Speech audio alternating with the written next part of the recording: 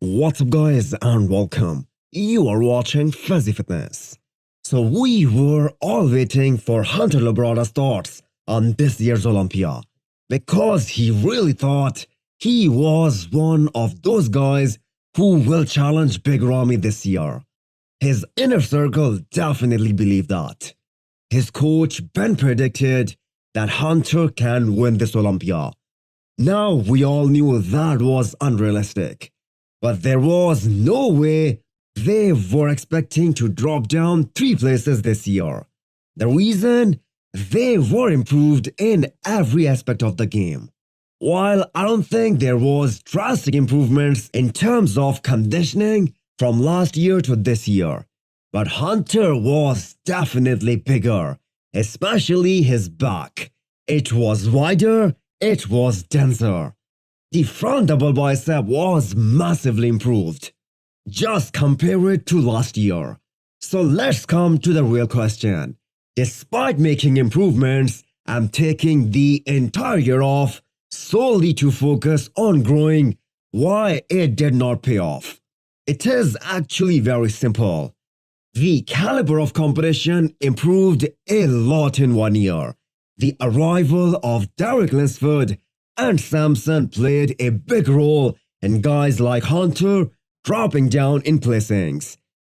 And to be honest, Hunter was kinda lucky to have placed above Andrew Jacked. Listen to this clip from the head judge, Steve Weinberger. If he was in better condition the night of the Olympia, he would have been a lot better place. I think Andrew faded from the prejudging to the finals. Otherwise, they might have considered him to be as high as 7th, and Hunter would have been 8th. So Hunter not making top 5 this year. That means he will have to qualify for 2023. So do you guys think he still stands a chance to get into that top 5 next year?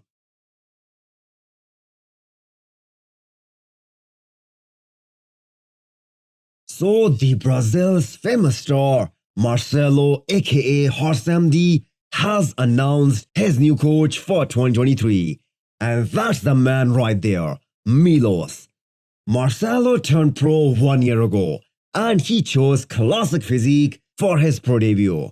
And he actually was one of the most hyped up guy going into his pro debut, which sadly did not happen because he couldn't make his classic physique weight cutoff.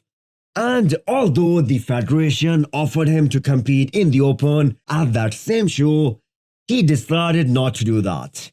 Marcelo was in a tricky spot. Too big for classic and too small for the Open. So now Milos is in charge of his diet and gear protocol. So it is gonna be interesting to see how he evolves. Obviously, Marcelo is in the off-season, so he is supposed to look a little bit soft. His back is the biggest weakness, and it will take some time to build it up to the pro open bodybuilding standard. People asking Urs about the possibility of switching to open bodybuilding in the future for whatever reason, when he perfectly fits the classic physique and classic criteria. According to him, he still has a few more pounds until he hits his weight cap. Plus, he is the youngest classic physique Olympia competitor who is placing top 3, that too at the biggest show on the planet. I think he is only 24, so even if he hits the weight cap, he can continue to get mature on that same weight, because that is exactly what Urs is lacking in some body parts. So, once C-Bum retires, and we do not know when is that gonna be, Urs and Ramon will be fighting for that classic physique title for years to come.